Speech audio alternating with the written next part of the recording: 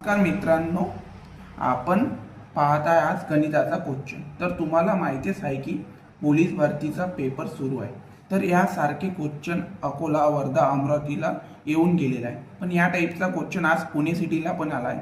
चला आपण बघूया या क्वेश्चनचं विश्लेषण। ए आणि बी या दोन व्यक्तीपैकी ए ने 3,20,000 रुपये गुंतवणूक एक व्यवसाय सुरू केला।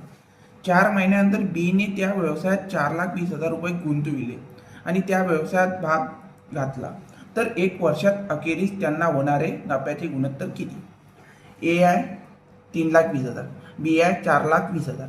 याचे 4 झिरो काढले आपण आणि इथे उरले 32 आणि 42। याचे हाफ केले आपण 32चे हाफ आणि 42चे हाफ। 32चे हाफ 16 आणि 42चे हाफ 21।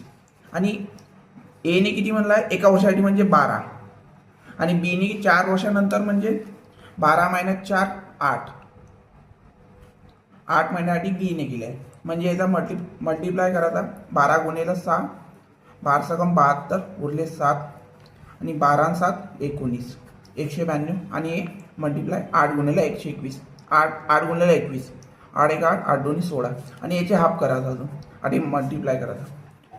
192चे अर्धे 96 आणि 168चे अर्धे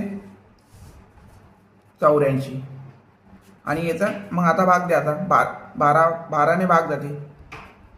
बारीसाठी 96 आणि बारीसाठी 84, 8:7, उत्तर 4।